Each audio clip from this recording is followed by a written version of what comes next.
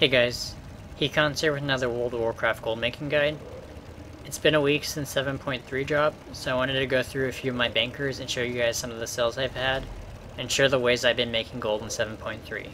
So as expected, Obliterum did really well in the first week, as well as the week leading up to the patch. That was because we had a lot of people speculating and driving the prices up. On a lot of my realms, I had Obliterum starting at around 3 to 5k range for the first day, and primals were going for between 12 to 25 on some of my realms. And there's more auctions that I sold for 12, but I can only show you guys 50 at a time, so you can see a few of these sold for 12. I also did take advantage of the Basilisk farm on the first day before it got nerfed. I actually farmed it for around 2 hours and ended up with a lot of ore, so I kept a lot for myself, but I also listed a bunch on the auction house and managed to get around 80 gold per ore, which is really awesome since they're about half that on this realm right now. Another good seller was the lightweight cloth. I think people needed it for the quest either on the first or second day, so I sold a couple for 300 gold each. I had a couple stacks sell for 60k, but I think I looted it all already, so I can't show you guys that. But a few of these auctions here will show you that they did in fact sell for 300 gold each. Looks like I reset the Starlight Rose market on this realm. I spent probably around 1.5 mil to 2 mil to do that. They were between, I think the lowest was around 15 and the highest was around 30, so these are going for around 50, 57 or 60. I think I listed it for 60 gold per Starlight Rose, and then it's minus the auction house cut, so 11.5k is what I got back. I guess it'd be a little less than 60k, or 60 per Starlight Rose, my bad. And then in addition to that, I had a few Cataclysm pets sell. The Prince from the Throne of Four Winds sold for 25k, and Discard Experiment, I don't remember which raid it's from, but it sold for 40k, so I'm quite happy with those sales. I also had the Portable Yakwash sell. This is the Mist of Pandaria time walking toy. It's really easy to get. It's about 15 minutes to run a time walking dungeon to get enough tokens to buy it, and it's going for anywhere between 50 to 100k on most of my realms, so it's definitely worth getting if you're doing time walking during the Mist of Pandaria week. I think that's about it on this realm. Just more primal Obliterum cells. So just to illustrate the difference in price, first day I was selling primal Obliterum for 12k, or a little under 12k, and today I sold a bunch at 3.3 gross rate. And yeah, the normal Obliterum's down to 2.4, I guess, on this realm. So primal Obliterum took, what, 25%? It's selling for 20% of the value that it was a week ago, which is absolutely abysmal, but I mean, I guess it's closer to the Obliterum prices, which makes sense, since you just use one Obliterum and one Sargerite to make it. There shouldn't be like a 10k discrepancy like there was on the first day. Yeah, that's it. That's all I wanted to show you guys on this realm. So, actually, I did tally up the sales on this realm, and it's around 500k, so pretty decent sales. I mean, I didn't loot a lot already, so I didn't include that in the total, but I'll show you guys another realm where I did around 700k in sales, and yeah. Hey guys, we're back on another banker, so I'm going to be sharing the sales I had on this realm this past week. As you can see, I did sell quite a bit of Obliterum on this realm as well. I'm getting anywhere from 3.5 to, looks like I had some up at 40.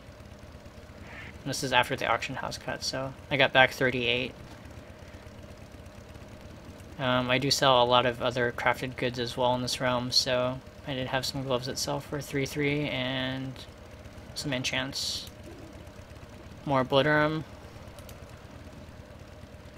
And this potion is one of the ones that you need for the Sundarter hatchling pet. And I've seen the sales for this go up over the past week just because people have been pretty hyped about the new mount that came out, and they were also going after the pet, I guess. Do have quite a few BOE sales on this ROM as well. As you can see, I had leather chest sell for 80k, neck sell for 25, and this is the cloth head that sold for 71. More leather stuff. Oh, and this was one of my highest sales for the new catapet, and sold for around 90k, at 88.8 after the auction house cut. And this is one of the pets that you get from the Dragon Soul raid, so I think it's the one, not the spine one, but the Deathwing one. So a lot of people just prefer buying it off the auction house since they either can't do spine or they're too lazy to run Dragon Soul, you know, all the way through to try for the pet. Definitely worth doing if you are running the catapets for some gold. And again, more potions. You know, they don't sell for very much anymore, but still worth listing, just because you know, you'd be surprised how much you make from these. And yeah, just more. Oh, this is gonna make a lot of people laugh. People paying 10k for the Darkmoon Fair items. I did actually reset it on this realm, so they're between, I think the lowest is like 3k for a Darkmoon Fair item, and the highest I think I have up is a 15k. But yeah, a lot of these have sold, as you can see. 2k, 10k, 5k, and then more potions. Oh, it looks like I had a Treya sell as well this morning for 52k, which isn't too bad. I'm used to seeing these for, you know, over 80k on this round, but I guess I got undercut or something and listed it for a lot lower than I usually have it at.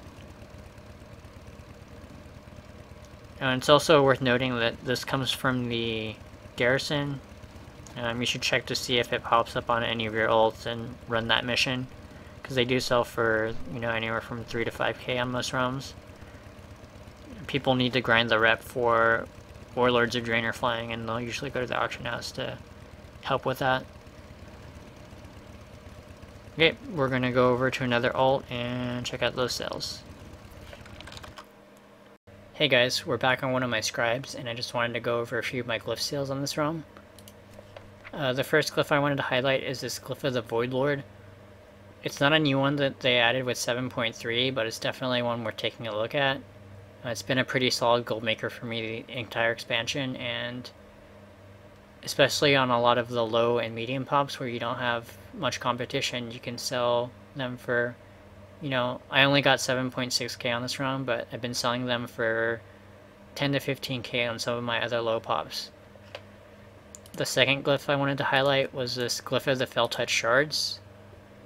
I don't know if it's been fixed already, but Blizzard disabled it from dropping temporarily while they fixed a bug. I don't know what the bug is, and I don't know if it's been re-enabled yet, but I'm the only one, as far as I know, with the recipe, so I've been able to ask, you know, 15, 25k per glyph. As you can see, I was originally selling it for 15k, thinking there would be other sellers, but then I saw that post on Wowhead saying that it was disabled for the time being, so I bumped my price up to 25, and as you can see, people are still buying them for that 25. This is a sale from today. So yeah, if people really want a glyph, I don't think there's a huge difference between paying 15 or paying 25k for it. And one other thing I've been doing, this DH is also an alchemist, so I got the rank 2 recipes for the Tears of the Naru and the other elixir or potion or whatever, so I don't need any Sargerite to craft, and I've been selling those for pretty decent profit. I just buy, on this realm, I just buy the herbs off the auction house, craft the potions or the elixir, and then throw them up in the auction house. As you can see, I've been selling them for 3k, which is I think these take 15 or 20 of the herbs, which are around 20 gold I think on my realm currently, so that's a pretty sizable profit. Cost of goods sold is like 400 or 500 gold and you're making 3k for it, so another way to make gold, I guess. Every little bit counts, right? Anyways, we're going to be hopping over to, I think, one of my mages. I do have 2 mages selling stuff on the auction house right now, so we'll hop on one of them next and I'll show you guys some of the sales I've had there. Hey guys, we're back on one of my alliance mages and I'm going to be sharing some of the sales I've had on this realm. So this tune is just selling enchantments at the moment, but as you can see I've sold quite a few in the past couple days, as well as the past week. And I think that's due to a lot of people coming back for 7.3, as well as the new Unsullied tokens giving people upgrades for their ults and needing enchantments for those items. It's a really hot market right now, and pretty decent gold if you're shuffling the leather yourself or shuffling cloth, and even buying chaos crystals and mats can be pretty profitable. So yeah, nothing too exciting here, just enchantments, but we're going to be switching over to one of my horde mages and I'll be showing you some other sales there. Hey guys, we're back on one of my horde mages and I'm going to be sharing some of the sales I've had the past week on this guy. So like the previous mage, he's selling a lot of enchantments on this realm, but on top of that he's also selling the Shadow Weave Mask. This is the item that you need for the hidden mount. As you can see, I've sold quite a few of them in the last couple days.